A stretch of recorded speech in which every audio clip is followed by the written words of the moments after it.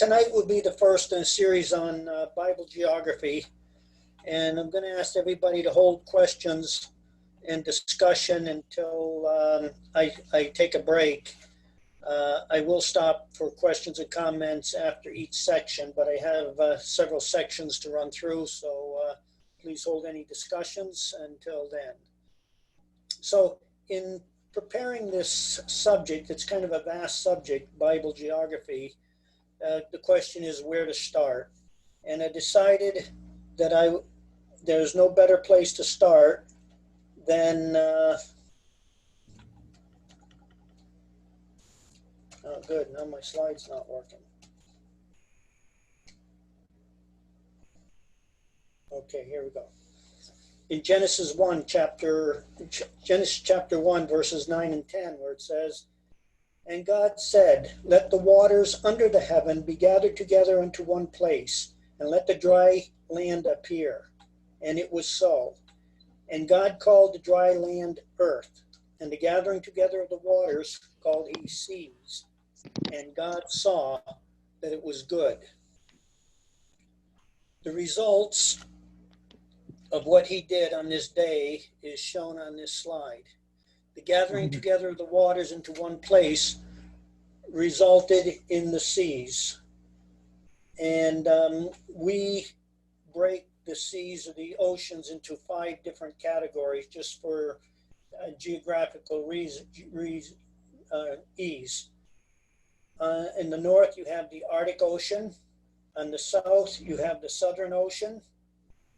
You have the Pacific, the Atlantic, and the Indian Ocean. So there's 5 oceans on the earth.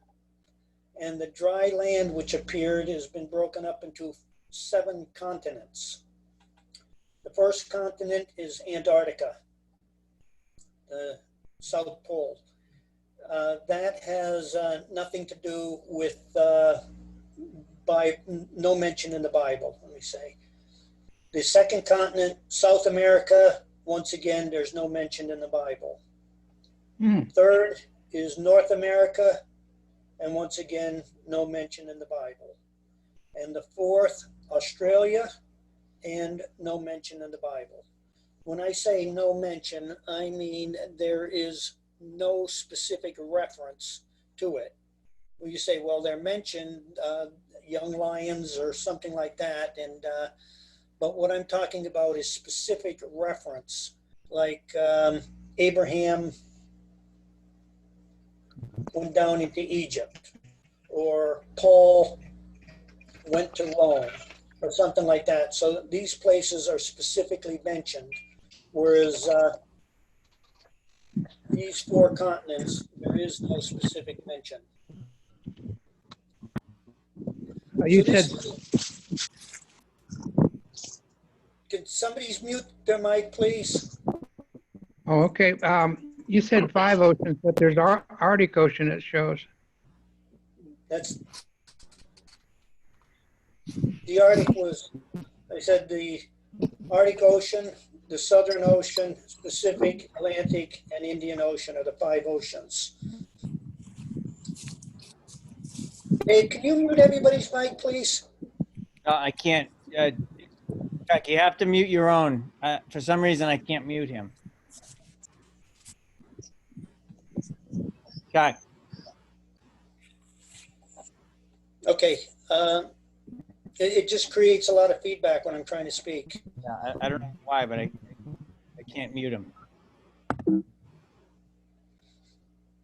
Okay, so this leaves the last 3 continents. The 3 continents would be Europe, Asia, and Africa.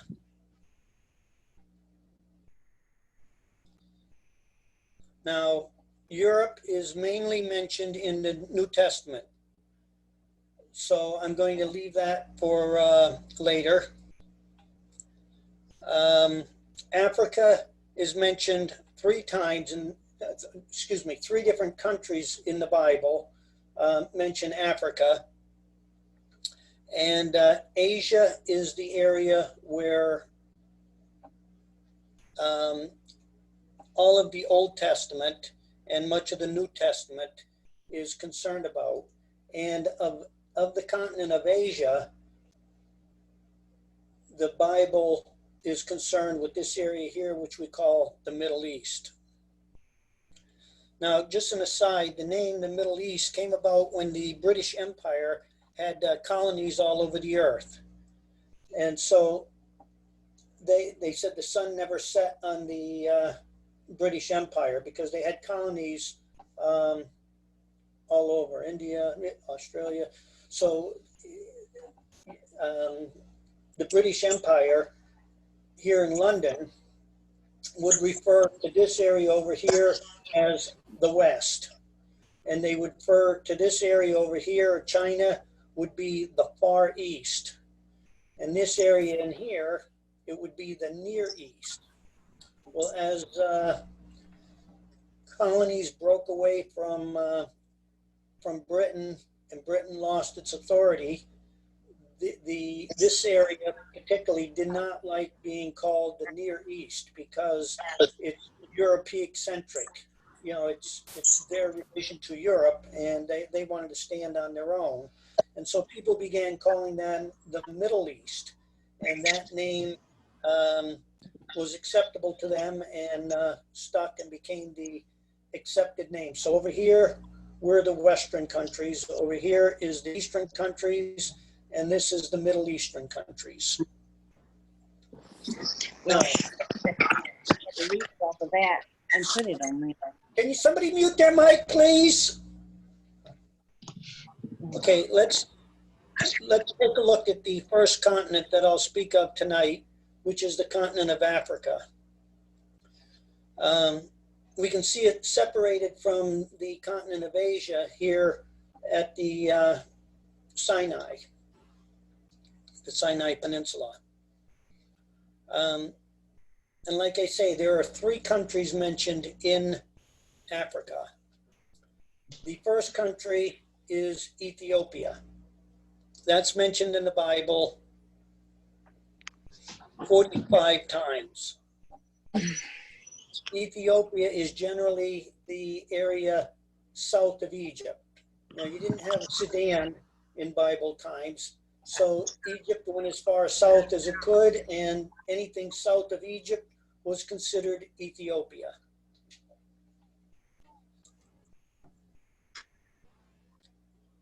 There was no access from Egypt to Ethiopia for the most part because this is just jungle, rugged jungle. And so access to Ethiopia for the most part was across the Red Sea. So you came from Arabia into Ethiopia, into this area south of Egypt.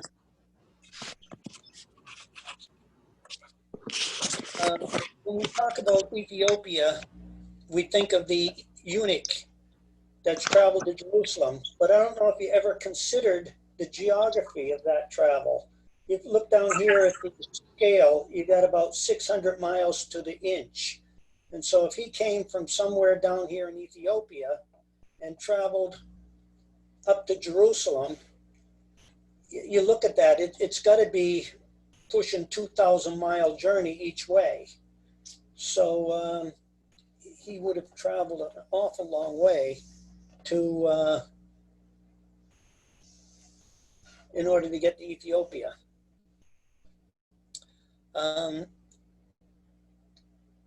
This area also down here south of Egypt was referred to as Cush.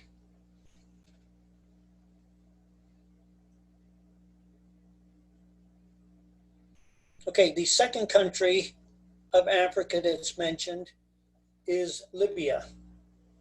Now, Libya is mentioned 3 times. Twice, Libya and Ethiopian are tied together, and once it mentions Libya and Egypt. And Libya would be the area west of Egypt. So anything west of Egypt was Ethiopia. But in Bible times, for the most part, Ethiopia consisted of this area here along the Mediterranean Sea. Inland, this is all desert in here and not much population. Even to this day, it's pretty much uninhabited, as we'll see in a few minutes. Now, the third third country that's mentioned is Egypt, and that's mentioned 611 times. Egypt represents in the Bible the land of bondage, the land of darkness, a country without fear of God. And we can see this the first time that the Bible mentions Egypt. It says, and there was a famine in the land, and Abram went down into Egypt to sojourn there, for the famine was grievous in the land. Now, even Abraham, the father of the faithful, lost faith and trust in God when he entered Egypt. Egypt, the land of self-reliance, Abraham relied on himself. And Abraham said, because I thought, surely the fear of God is not in this place, and they will slay me for my wife's sake. So therefore he came up with a scheme of his own devising to protect him and his wife. Self-reliance, that's what Israel stands for. Well, why is that? That's because of the geography of Egypt.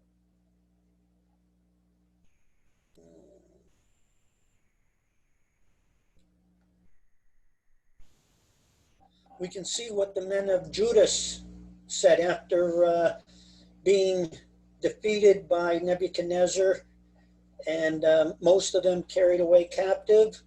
And they decided the best thing for them to do was to go into Egypt where they'll be safe. And Jeremiah remonstrated with them and told them not to go into Egypt, to stay in the land and serve the Chaldeans. But they said, no, we will go into the land of Egypt, where we shall see no war, nor hear the sound of the trumpet, nor have hunger of bread, and there will we dwell. So the land of Egypt we see noted for two things: no war and no hunger of bread. Why is that? Well, I said down here on the south of Egypt, you have rugged jungle. On the west, you have hundreds of miles of nothing but desert. If an army was going to attack Egypt from the west, you figure an army marching, 10, 15 miles a day, it would take them the better part of a month to get over to the population centers of Egypt. So there was no fear of attack from the west. From the north, you have the Mediterranean Sea, so they were protected on that side. So you got desert, you got jungle here, rugged jungle that people wouldn't come through. You got the Red Sea on the eastern side. The vulnerability is right here at Suez.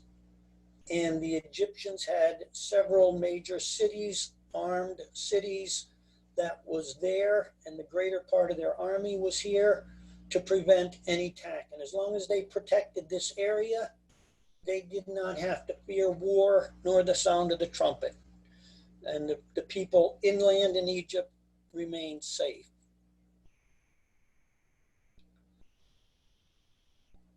Also, the people of Egypt had the Nile River. Do you ever wonder why so many times in the Bible we're told that there was a famine in the land? And in this case, it's Abram, but you have Isaac, you have others. When there's a famine, they went into Egypt to sojourn there because the famine was grievous in the land of Egypt. In the land of Israel. Well, why not Egypt? And that's because of the Nile River. Every summer, the Nile would overflow its banks, bringing fresh topsoil from the inland of Africa, from those tropical jungle lands. It'll bring fresh topsoil.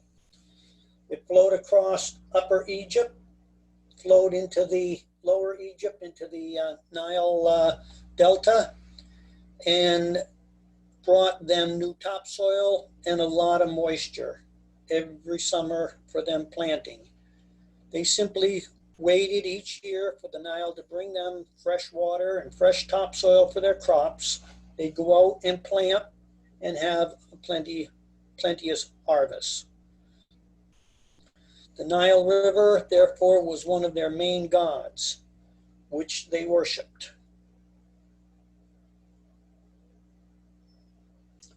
For many centuries, it was believed that the Nile River was the only river on earth that had no source.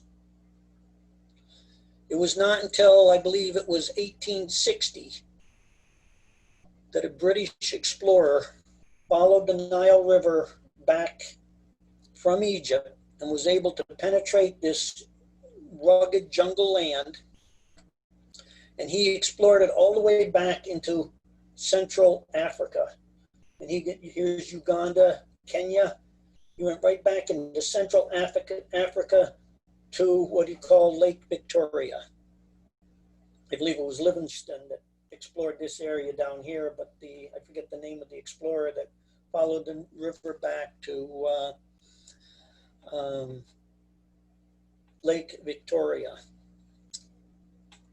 So there was no way of getting from Egypt back up to where the Nile started. They just didn't think they had a source. It was just too rugged here. So like I say, this area was protected because of the jungles. Now, not only did the Nile River faithfully deliver their needs for the water and their topsoil, but there are three unique characteristics about this river. First thing, unlike most rivers, the Nile flows from south to north. Most rivers flow north to south. It flows from Africa and it goes north and ends up in the Mediterranean Sea. The second thing is that the Nile River starts off large at its mouth, and as it gets closer to the Mediterranean Sea, it becomes smaller. Now that's totally unusual for a river. Usually a river starts at its source very small, and as it gets closer to sea, because of the tributaries, it gets larger and larger. So you go to a river as it enters into the sea, and it becomes a significantly larger river. The reason the Nile is just the opposite is because it starts off here in Central Africa, and as it flows down through Egypt, this is all desert land in here, there's very little water contribute. I believe there's 3 tributaries, but they're small oases that would contribute the water to the Nile River. And as it flows here through the desert land, it evaporates. And the evaporation is far greater than what the tributaries are supplying new water. And so the Nile keeps getting smaller as it gets closer to the Mediterranean Sea.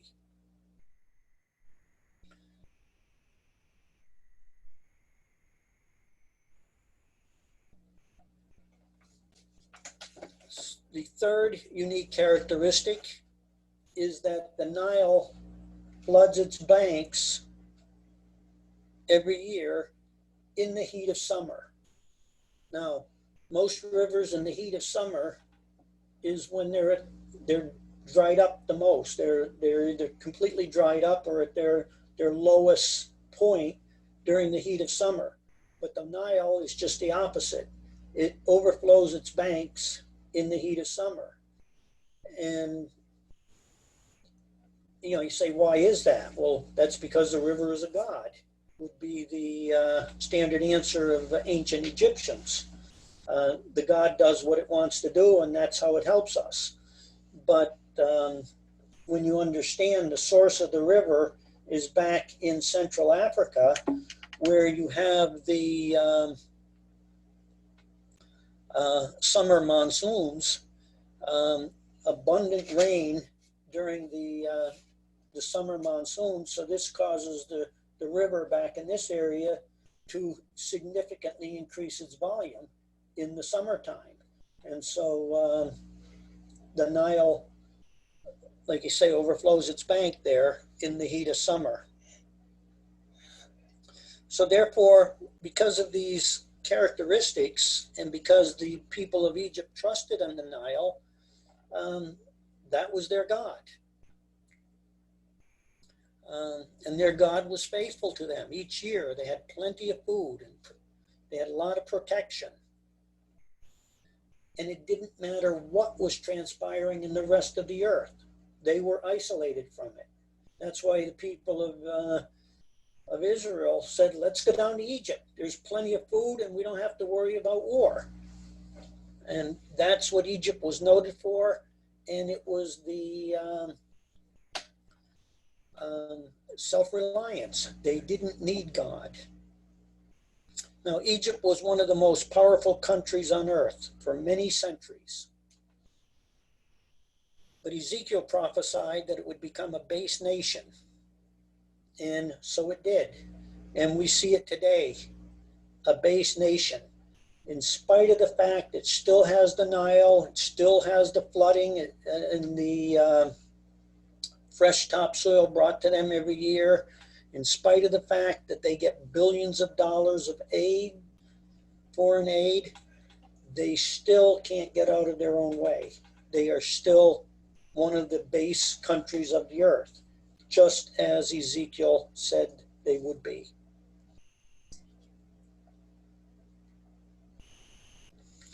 When you look at the population density map of Egypt in Bible times, and you look at that map today, the population has grown, but the distribution of population has not changed significantly at all.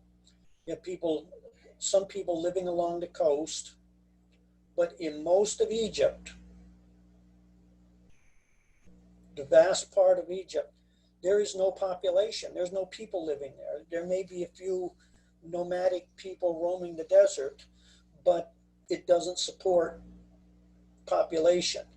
The people of Egypt live within 50 miles of the river until you get down here to the Nile Delta. The rest of Egypt is uninhabitable desert. Let's see. The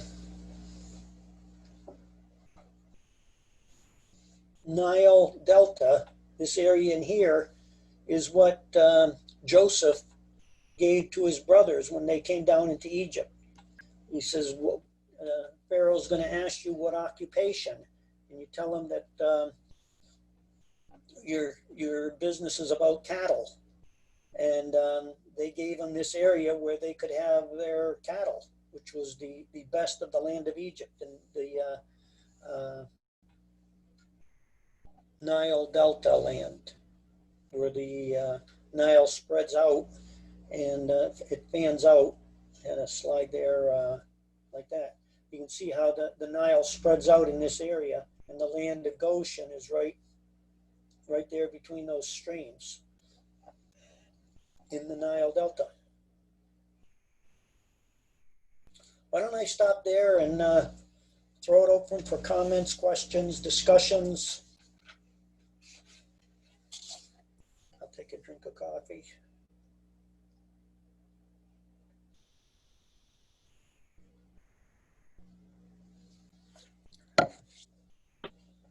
I think David muted everybody, but you can unmute yourself. Juanita has the hand up, so you can unmute yourself and ask a question now.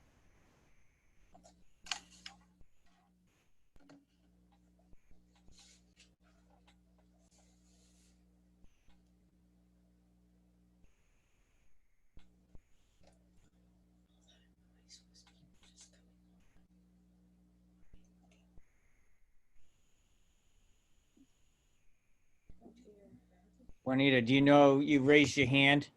You have a question?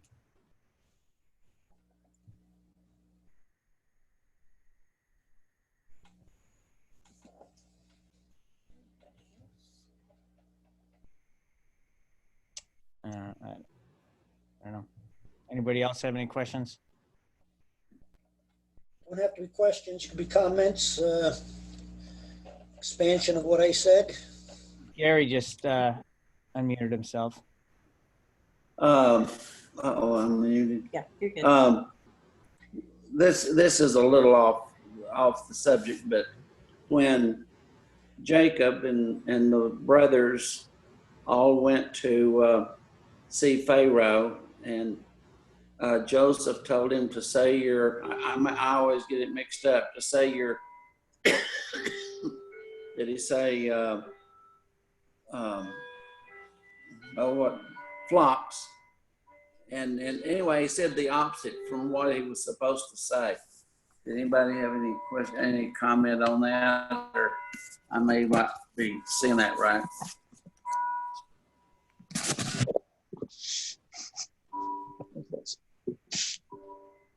What do you mean he said the opposite of what he was supposed to say? Yes. And I just Instead of wondered if saying anybody that had any. sheep. Yeah, he's supposed to said one thing and he said the other to Pharaoh. They were Oh, supposed to. sheep versus oxen? Maybe so. I never noticed it, perfectly honest with you. I think they had both, right? Had what? Didn't they have both, He was sheep and oxen? supposed to tell them- Oh, I'm was sure they supposed to did tell them have that they were both. keepers.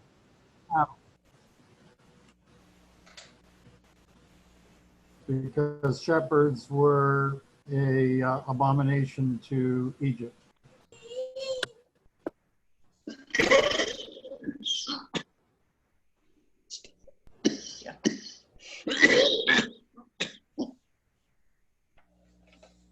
And so they were his abomination. Not that it really matters, Jim, but does science give any reason why the only river that flows south to north is the Nile?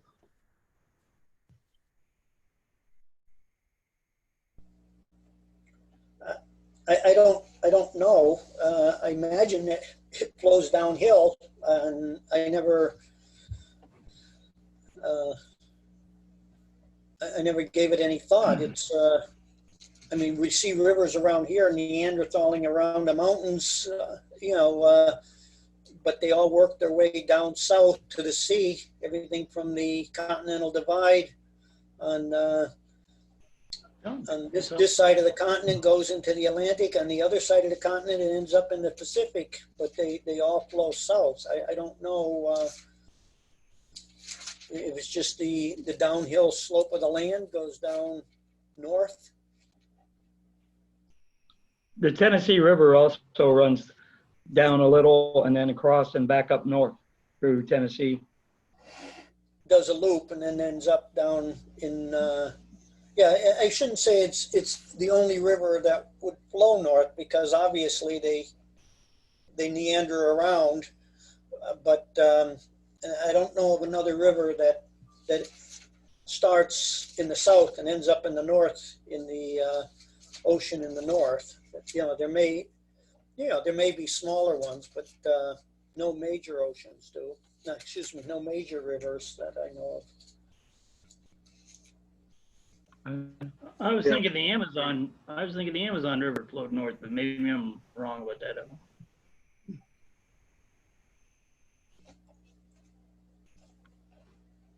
Yeah, Brother Jim, just kind of a simple answer, I guess. It says rivers always flow downhill, like you're saying. It's a common misconception that something about the earth forces most rivers to flow south. Plenty of rivers flow north, including the Nile, which gathers from high elevation lakes in the African Rift Valley. Yeah, I can't say it's the only river, but it's it's going to flow downhill. But I don't know why most rivers flow south versus north. And it's, that's one of the things the ancients believed as, making it into one of their gods, because it was, it was something that they saw as a mind of its own, doing its own thing. And there's good scientific reasons for it. Obviously, it's not a god doing its own thing, but it just flows the topography of the land. But it's and that's what God condemned Pharaoh. He condemned one of the prophets. I think it may have been Jeremiah, Isaiah. One of the prophets, anyway, condemned Pharaoh and says, "Because thou hast said, the river is mine, I have made it. Therefore, thus saith the Lord." You know, he was going to destroy Egypt and destroy Pharaoh at that time because he took the credit for making the river instead of giving God the glory. And it says, God, whose name is jealous, is a jealous God. He does not want us to attribute anything to ourselves. The command is to recognize that all we have is of God. And the fact that the Pharaoh prided himself in the river, the Pharaoh considered himself a god, and the Nile was a god. And the Pharaoh worked with the Nile, and the Nile worked with the Pharaoh, according to the Egyptian belief. And then this Pharaoh said, I've made that river. It's following my direction. And then God said, because you said that, Egypt's going to be taken out. That was also why one of the first plagues was to turn the river to blood, which had the effect of making it useless, and to kill all the fish. Is that the river stank. It wasn't a god that smelled nice anymore, and that it killed their life source was not just the crops from irrigation and the flooding of the Nile, but they had plenty of fish that it brought with it. And by doing it, changing it to blood, demonstrated to Pharaoh that that was going to be a military takeover of Egypt. Whereas when Christ turned, the water to wine, it represented a change in water to a doctrinal change of a new covenant in wine, where this was going to be a military fight.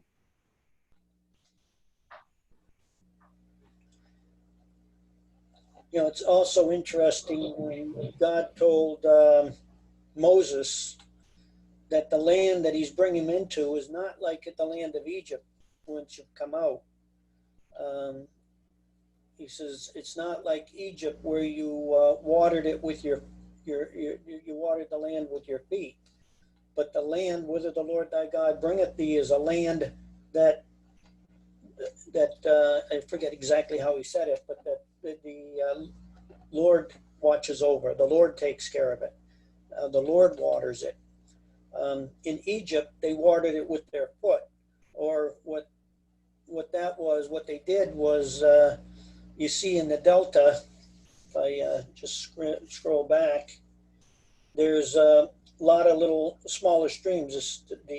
This large river breaks into smaller streams, and they would take these streams and they would, with their feet, dam them up and have the water flow and do this part of their garden, and then open it up and have it do another part of their garden. And they can control they did it really irrigation, only they controlled the channels that the waters went to for different parts of their crops. And so they could always have fresh water for their crops. And God told him, he says, I'm taking you out of this land, and I'm going to bring you into the land up here. And this isn't like the land you came out of, where you watered the land with your feet. This is a land that the Lord thy God takes care of. And it required them to trust in him. But you see the attitude of the people of Israel. Let's go back into Egypt where there's plenty of food.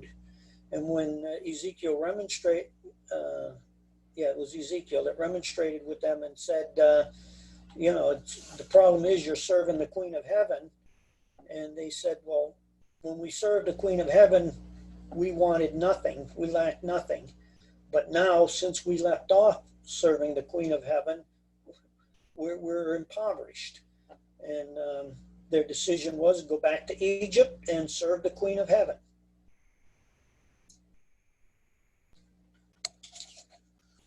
But when God took them out of Egypt, he said, "Thou shalt henceforth return no more this way." That was an edict that he gave them.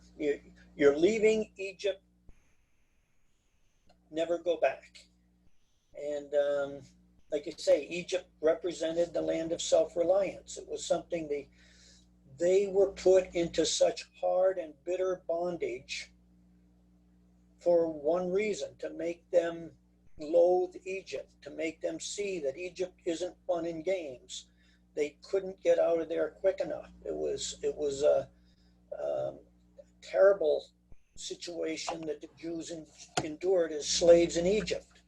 And on top of that, then the Pharaoh takes the boys and throws them into the river and kills their firstborn, killed their males. And it was something that as a nation,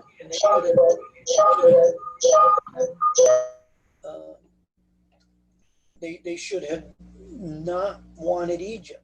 But it didn't take them too long before, since they left Egypt, that they forgot about the hard bondage and the cruel things. And we remember the leeks and the onions and the melons. They decided, and all we have is this light bread, and our souls loathe this light bread. We want to go back to Egypt. So that was the generation that perished.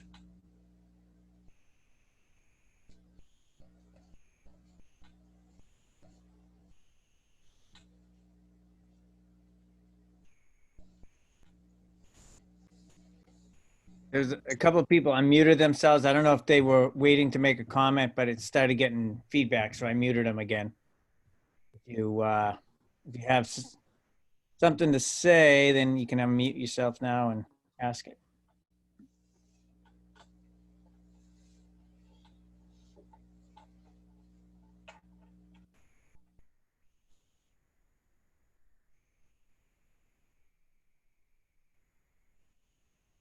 If there's nothing else, see, we still Where's the have city of Cairo on this map?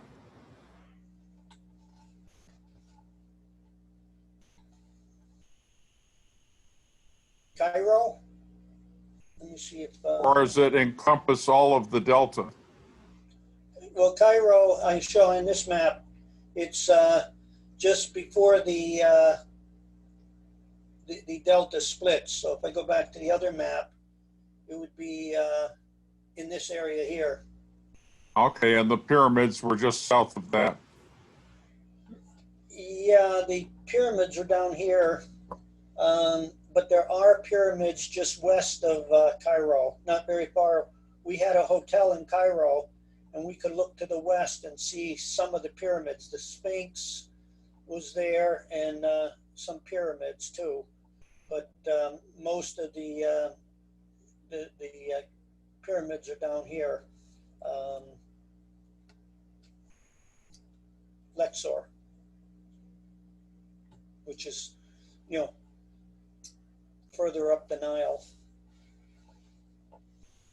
We didn't get up there. It would have been nice to, but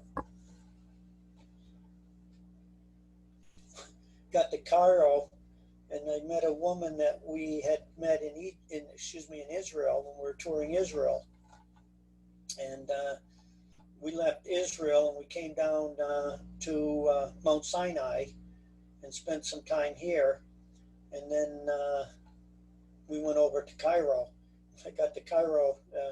She said, "Did you go down to Sinai, to Mount Sinai and come across that desert?" And I said, "Yep." She said, "That was terrible." She said, "We spent a whole day of our vacation and there was nothing there, nothing to see, nothing. We just sat in the bus and rode and rode and rode all day long."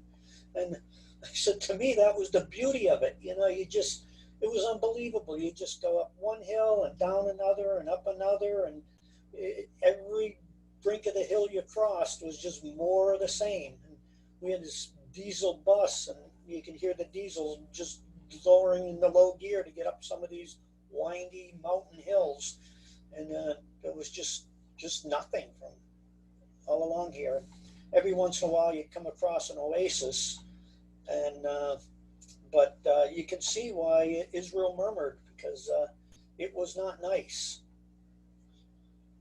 But I certainly enjoyed seeing it. It's unlike that woman that felt that she lost a day of her vacation by going across the Sinai. I felt it was a good education. Just had a little bit, may help answer Brother Paul's question on the Nile, the way it flows there. Like you said, Brother Jim, it begins at that Lake Victoria, and the elevation at that point is 3,724 feet, or 3,955 miles to the center of the earth. And the river flows, it's 4,258 miles northward to the Mediterranean. And at that point, it's an elevation of 16 feet, or 3,954 miles to the center of the earth. So less than 1 mile difference to the center of the earth, but it went from an elevation of 3,724 down to 16 in that 4,200 mile distance.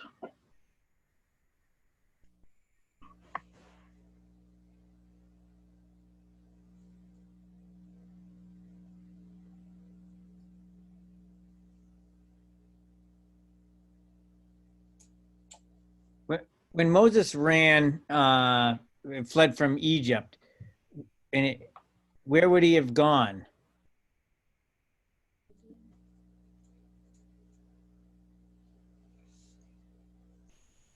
He went to Midian, which is over here in Arabia.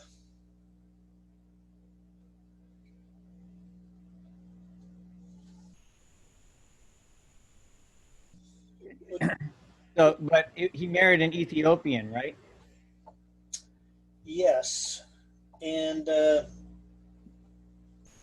one of let's see, that would be back here. So he would have fled across the Sinai and come out here to Midian. According to Josephus says that Moses, when he was in Pharaoh's house, became the captain of the Egyptian military and made an attack against Ethiopia and defeated Ethiopia. And that's where he obtained his Ethiopian wife as a prize of battle. But other people say that I read where Midian, because Ethiopia was next to Midian because of just crossing the Red Sea, and that's the way they got out of Ethiopia, that Ethiopians had a civilization here in this south part of Arabia, which was the land of Midian, and he could have married over there, but we don't read of Jethro being an Ethiopian. We read of him being a Midianite. So who knows? But I suspect Josephus was probably more correct, that he got an Ethiopian wife from Ethiopia, and that Jethro's wife was another wife. But you can't say for sure. We're not given any detail.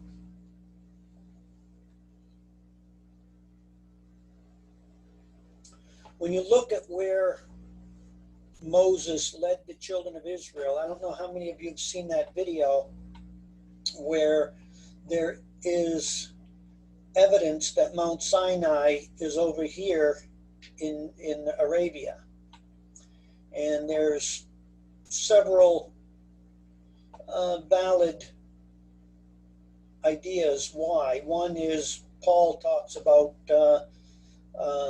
Sinai, which is in Arabia. Two, we know that Moses was over here in Midian or Arabia when he he was taking care of his father's-in-law's sheep. Now it said, and Moses went to the backside of the mountain. I don't know if the backside of the mountain meant he went over here into the Sinai, or whether he was somewhere still over here in Arabia. But anyway, he started off here in Arabia in Midian, and he went to the backside of the mountain where he saw the burning bush. You look up different ideas on the Exodus, and a lot of them have them going through the Sea of Reeds, which is bypassing up here. But we're told that God did not lead them out by the way, the way of the Philistines, I think it says. By the way, he did not lead them out by the way of the Philistines, lest they saw war and feared and turned around back. Well, this was, like I say, this is where all Egyptian military was. So instead of taking them from this area in the Delta, instead of taking them up the normal route that you would take to Israel, he took them, and one of two ways as I see it. One, he went down here, in which case Pharaoh sees him going down here and says, no way out there. The wilderness has shut them in, and he came back to get them. In which case he would have gone across the Red Sea down here somewhere, and Mount Sinai could be here in the Sinai Peninsula. Or if he went this way and came into the Sinai and head south into Sinai, and Pharaoh says, hey, there's no place to go down there, he's stuck. And some scientists feel that the Red Sea crossing was here into Midian. I don't know. I've looked up. There's some good evidence both places. If Moses was here, like I say, we traveled all day long from Sinai, Mount Sinai, to get to Cairo in a bus, and it's rugged country. And there's no doubt in my mind that they could have spent 40 years in this area.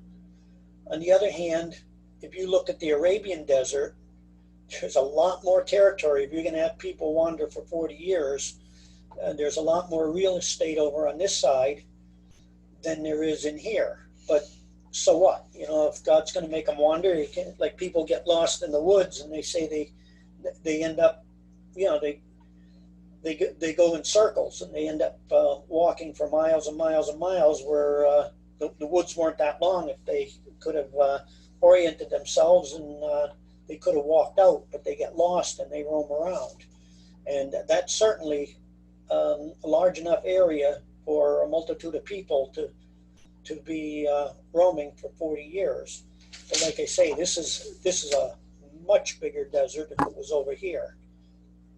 So like I said, I don't know if they crossed there or if they crossed on this leg of the Red Sea, but I reject the idea that he came up here and went through the Sea of Reeds, because A, it says the Red Sea, and B, this is where the Egyptians had their fortified cities, and God said he didn't lead them that way. He led them into the wilderness.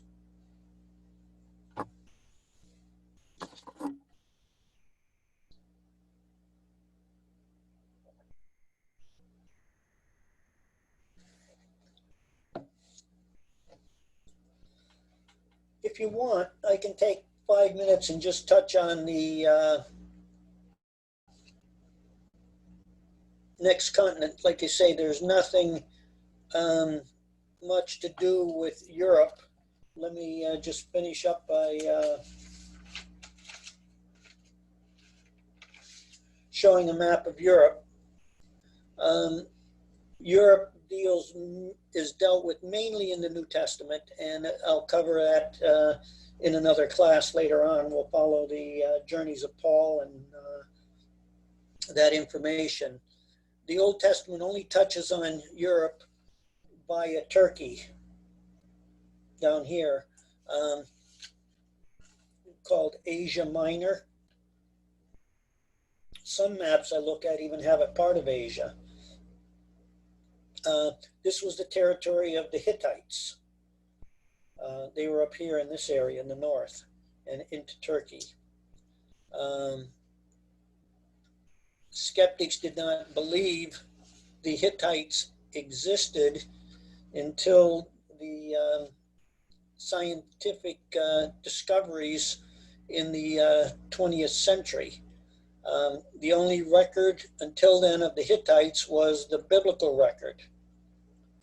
But most of the scientists were looking at Asia and the Middle East, as we call it, and they didn't find the evidence there.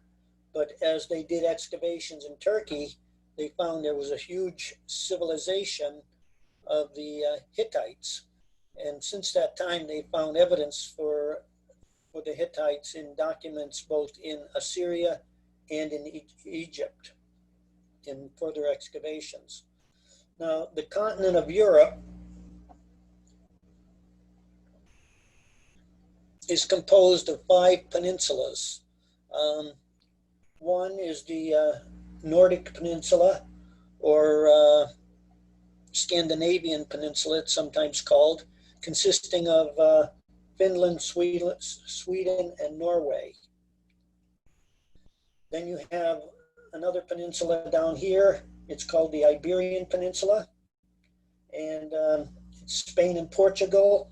And sometimes, usually France isn't considered part of the Iberian Peninsula, but if you look on a map, I don't know why not. It's part of that peninsula, but generally it's referred to as Portugal and Spain. Then you have the peninsula of Italy. You have the peninsula of Greece, and Turkey isn't usually considered a peninsula, but you look at it, it looks like a peninsula to me. When I say peninsula, we're talking about a piece of land jutting out into the water. And you can see these different peninsulas making up Europe. And Europe also consists of 2 major islands. You have the British Isles and Iceland. And the British Isles, United Kingdom, Britain, Wales, Scotland, and Ireland. And then you have the main body of Europe here. You have some of the big countries, of course, you have France and Germany, Poland, Ukraine, Romania, Hungary, Turkey, Greece. Yeah, you have, that's one of the peninsulas. But that is Europe. And like I say, outside of the Hittite kingdoms, we don't really have much Old Testament dealings with the continent of Europe until we get into the New Testament, where Paul's journey, and where Paul leaves Syria and he travels mainly through Turkey, but then he also goes up here into Macedonia and Greece, and he finally ends up in Italy. And he said his goal was to get to people in Spain, and according to tradition that he's done that, but according to the scriptures, the account leaves off with him here in Rome, and that's all we know of his life scripturally. Like I say, most all of the Bible is dealing with the continent of Asia, and specifically the Middle East, which I will, God willing, cover next week. And if we can, we'll get into specifics in Israel. We'll focus in on the Middle East and then focus in on Israel. If I can't, then that'll be saved for the next week. But I'll just throw it open for the last few minutes. If we have any discussion on any of those things. Jim, this should be unrelated to your talk. Before we sign off tonight, we should discuss the next Sunday.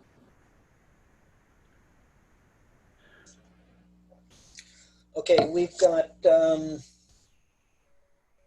I think, 40 people on right now, so why don't we take that up just as the Boston Ecclesia rather than doing it now? Jim, I had a question, but Yeah. I had a question. Like in the Garden of Eden, that was over the other side of Turkey there, right? As far as You're going to have to wait till next week. Sorry. oh, okay. I'm going to start. I'm going to start with the Garden of Eden, where that is, Oh, okay. next week. It's in Why? Asia. Question. Well, my question was why. I wonder why it seems to concentrate on everything going west of there instead of east of there or anything. But I'll wait till next week, I guess. You know, it's a legitimate question. Why wasn't it Israel? Yeah, you know, but don't know. It's in Mesopotamia. Jimmy, you mentioned about Moses' wife. Brother Reen thought that Jethro was not a priest of Midian, but a priest of God who dwelt among the Midianites. He did not believe he was a Midianite because most of the Midianites were very opposed to Israel, even though they were descendants of Abraham. And he felt that that Jethro was a priest of God dwelling among the Midianites and not a Midianite. I don't know where I read that, but I know I've read that in Brother Reen's writing somewhere. Well, I would agree with him that Jethro apparently was a priest of Yahweh, believer of Yahweh. Moses broke bread with him. He counseled Moses about how to help organize the multitude. You know, so there seemed to be no conflict of worship between Moses and his father-in-law. So therefore, I would agree with Reen and say, without a question in my mind, Jethro was a believer in Yahweh. But You'll find that it was from his exhortation called The Nest in the Rock. And he goes into that area there. But I wouldn't necessarily say that excludes him from being a Midianite. The Midianites, like you say, were descendants of Keturah. And I believe that many in the, you know, Moses blessed the sons of Keturah and sent them from him. And many of them settled into the east. You look in a map at the names of the sons of Keturah, and they're spotted there in the desert area to the east of where Abraham lived. So to me, even though maybe politically Midianites were opposed to the Jews or the Israelites, I would say he was a believer in the same God as Moses believed in, and you know, that's all I can say about him, because that's all we're told about him.